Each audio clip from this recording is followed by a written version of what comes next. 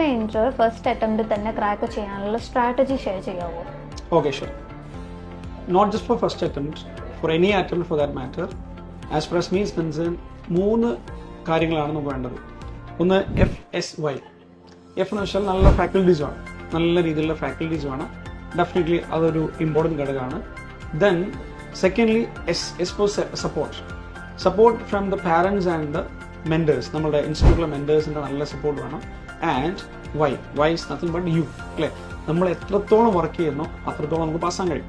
അപ്പോൾ അതുകൊണ്ട് നമ്മൾ ഒരു ഫസ്റ്റ് അറ്റംപ്റ്റിൽ പാസ്സാവണമെങ്കിൽ മെയിനായിട്ട് നമ്മൾ ചെയ്യേണ്ടത് വെച്ചാൽ നമ്മുടെ സബ്ജക്റ്റ് തറവായിട്ട് പഠിക്കണം. പ്ലസ് നമ്മൾ പാസ്റ്റ് എക്സാം ക്വസ്റ്റ്യൻസ് വർക്കൗട്ട് ചെയ്യണം, RTP MTP വർക്കൗട്ട് ചെയ്യണം. പല ആളുകളുടെയും പ്രശ്നം വെച്ചാൽ നമ്മൾ ടെക്സ്റ്റ് ബുക്കിലെ ക്വസ്റ്റ്യൻസ് മാത്രം വർക്കൗട്ട് ചെയ്തിട്ട് എക്സാം ഹാളിലേക്ക് പോകും. അത് മാത്രം വർക്കൗട്ട് ചെയ്തിട്ട് എക്സാം ഹാളിലേക്ക് പോയി കഴിഞ്ഞാൽ എന്താ പ്രശ്നം വെച്ചാൽ exam hall will be full of surprises. കാരണം അപ്പോഴായിരിക്കും നമ്മൾ പുതിയ ക്വസ്റ്റ്യൻസ് കാണുക. അപ്പോൾ അതുകൊണ്ട് നമ്മൾ എന്താ വെച്ചാൽ സസ്പെൻസ് മുൻകൂട്ടി നമ്മൾ പൊളിക്കണം. അതിനുവേണ്ടി നമ്മൾ എന്ത് ചെയ്യും, വൈഡ് വെറൈറ്റി ഓഫ് ക്വസ്റ്റ്യൻസ് എവിടെ നിന്നൊക്കെ ക്വസ്റ്റ്യൻ കിട്ടുന്നുണ്ടോ അതെല്ലാം വർക്കൗട്ട് ചെയ്യണം.